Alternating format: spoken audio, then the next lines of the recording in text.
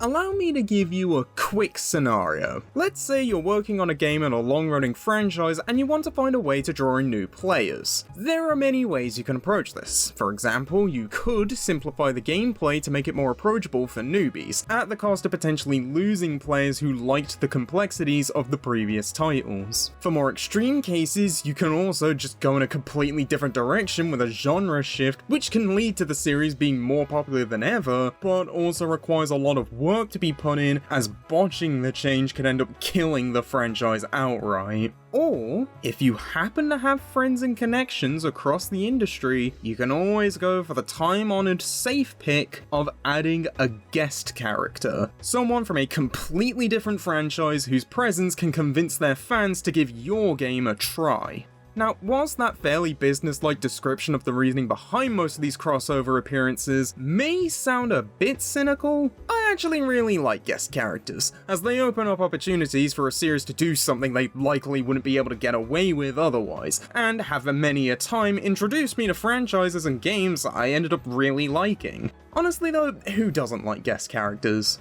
You know, other than miserable bastards who just want an excuse to complain. Now, generally speaking, when it comes to guests, they usually fit into one of three categories. First are the ones that are confirmed to come from franchises that take place in the same universe, such as the Final Fight characters in Street Fighter, or if you want to stretch the definition a bit, the Donkey Kong characters in various Mario spin-offs. After that, you then have franchises that have a heavy overlap between their fan bases, which most frequently shows up with the times fighting games have crossed over with each other, like with Akuma in Tekken 7 or Terry and Mai in Street Fighter 6. And then finally, you have the batshit insane ones that make next to no sense. Which is what I want to talk about, as they're the ones that interest me the most. So join me as we go through a small selection through the wild world of weird guest characters.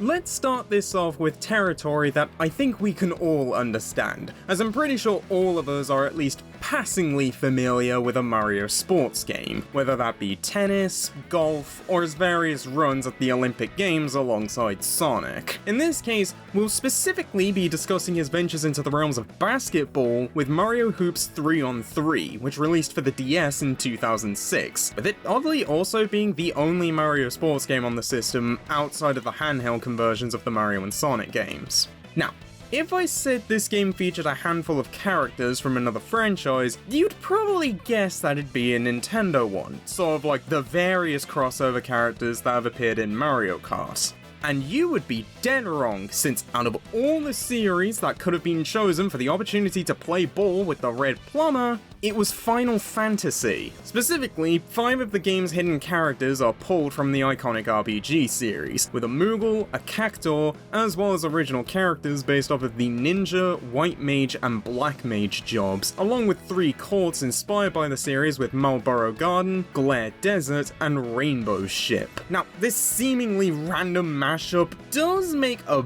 bit more sense when you find out that Square Enix actually developed the game. There's still the question of why Square felt the best opportunity for these series to have their first official crossover together was Byra Sport, which only has the vaguest of ties to Final Fantasy, with a minigame in 7, along with 8 having a scene set in a destroyed basketball court. But if this just wasn't enough for you, Square has you covered, as in addition to Hoops, they also made 2010's Mario Sports Mix for the Wii, which in addition to bringing back the Final Fantasy characters, added boss fights against both the Behemoth and Behemoth King, along with introducing a 6th guest character with a slime from Dragon Quest. It honestly fits really well within the Mario universe, though that's likely helped by the fact that it's one of the most perfect creatures ever created by humans. Just the perfect little guy. Now, this was one that was weird on the surface, but you can find at least some reasoning behind it the moment you find out who the developers were. Don't worry though, we're just getting started and can get weirder.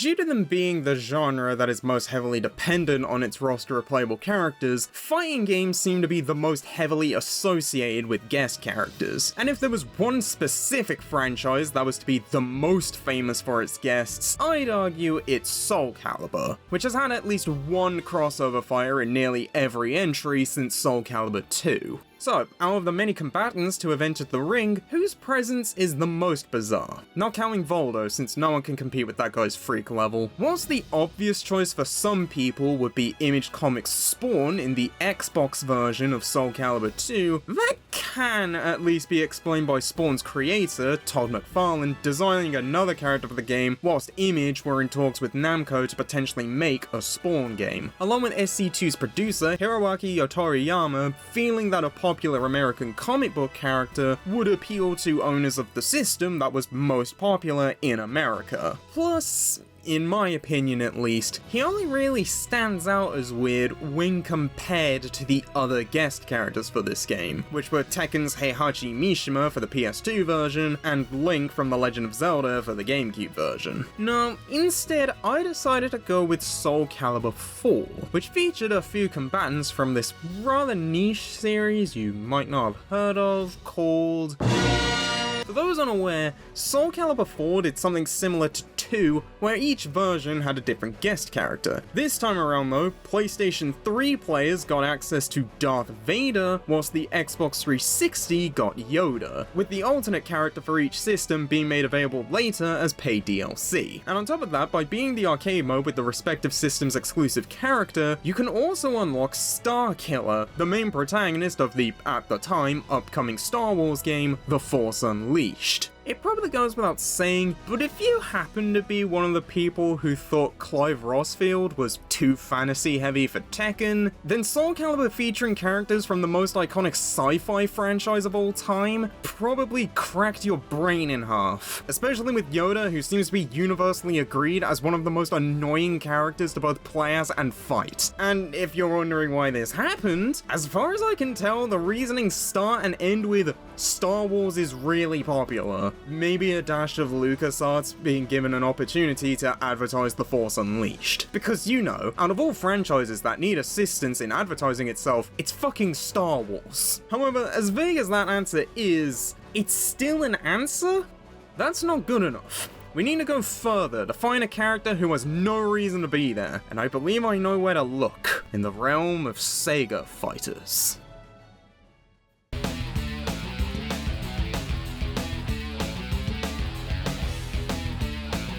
Now, when I mention Sega Fighters, I'm sure a decent handful of people would assume I'm talking about the game Sega Fighters Megamix, a crossover game between various arcade games made by Sega's AM2 studio, primarily Virtua Fighter 2 and Fighting Vipers, which seems to mostly get discussed due to the fact that one of the game's playable characters is Hornet, which for those unaware is the car from Daytona, USA. Whilst this is just insane, since the game is billed as a general AM2 crossover, I'm not sure if it qualifies as a guest character. Plus, I'd argue there's at least one fighter in the game that's a weirder inclusion than Hornet, with the palm tree from the AM2 logo. As opposed to this, we'll be looking at one of the games featured in Megamix, with the original Fighting Vipers, specifically the home release on Sega Saturn, which added a handful of secret characters, namely the game's final boss, BM, along with a slightly toned down version of him called Mauler, which are both unlocked from being the game's arcade mode, as well as a mascot bear character called Kuma-chan, who is just the bear statue in the background of one of the game's stages, complete with having no animations. That's unlocked after playing 50 matches. Things have already gone pretty weird as it stands, but we can go a step further as there's one more hidden character that was exclusive to the Japanese release, whereby intentionally letting the computer opponent in an arcade match nearly get a perfect round against you, you will suddenly be forced to compete against a challenger. And just who exactly is this mysterious challenger? For those unaware, Pepsi Man was the Japanese mascot for Pepsi in the 90s, his ads usually consisting of him running towards people suffering from thirst, giving them Pepsi, and then comedically injuring himself, with him apparently being at least popular enough to have his own PS1 game. As for why he's in Fighting Vipers, it turns out the original Japanese release actually featured a handful of in-game Pepsi ads, which were all removed in the American and European releases of the game. Now that explains why.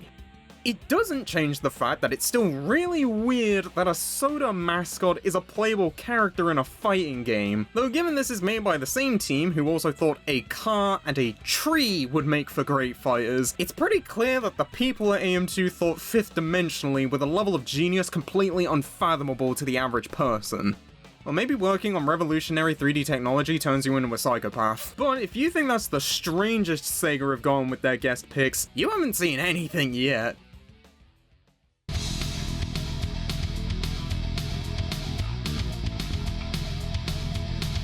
Back in around the late 2000s and early 2010s, Sega used to do some big crossover games between their various franchises, with the most well-known of these being the racing games Sonic and Sega All-Stars Racing and its sequel, Sonic and All-Stars Racing Transformed. Now, the removal of Sega's name in the sequel's title was likely done due to the fact that that game actually featured a few guest racers, something that the original only did with the Xbox 360 version, which had Banjo and Kazooie as exclusive characters. As a side tangent, apparently the Wii version was going to have Mario as a racer at one point, though this ended up being scrapped to avoid potential confusion with the Mario and Sonic at the Olympic Games series. That is about the third time I've mentioned this series now, and it's not even a main topic. Anyway, getting back on track, Transformed featured two non-Sega characters amongst its lineup. One being the Disney movie character, Wreck-It Ralph, which makes sense, since in addition to his film releasing the same year and being about video games, both Sonic and Dr. Eggman had cameos in the movie. And the other was Danica Patrick, as in the real-life NASCAR racer, Danica Patrick, who in the game drives a car that was designed alongside the toy company Hot Wheels called the Danicar. No, I don't know why she's here. Literally, her only correlation to anything is that she competes in motor races, and she drove a car promoting the game in the 2012 O'Reilly Auto Parts Challenge race, which was held 13 days before the game came out. But you wanna know what's even better? There's arguably an even stranger guest racer that's exclusive to the PC version. Now, most of the PC exclusive characters are ones from Sega-owned PC franchises, namely a manager from Football Manager, Shogun and Wilhelmus from Total War Shogun and Rome 2, and General Winter from Company of Heroes 2, along with Ryo from Shenmue as a DLC character. In addition to them, you also had two more guests, with a team-up of the Pyro, Heavy, and Spy from Team Fortress 2, and as part of a DLC which had all of its money go towards charity, Simon Lane from the Yogscast, which, for those who don't know, is a YouTuber group that got famous from playing Minecraft in around 2011. Their inclusion being to help promote and raise money for a charity event they did in 2013 via Humble Bundle, with Transformed having been one of the games included in the aforementioned bundle. Otherwise, as far as I can tell, these guys have nothing to do with Sega or Sonic or anything going on right now. I don't think we can get much stranger than just putting real people in games that otherwise have nothing to do with them, so I think we'll leave things off here for now, but I'm always willing to revisit this topic again, as I'm sure there's plenty of others to talk about, plus the concept of adding guest characters is definitely not going away anytime soon. But in the meantime, I'll end this video off with one request. Can someone please check if there's a gas leak at Sega? I'm concerned for their employees' sanity. Also ask them why the Sega crossover games never had anyone from Yakuza.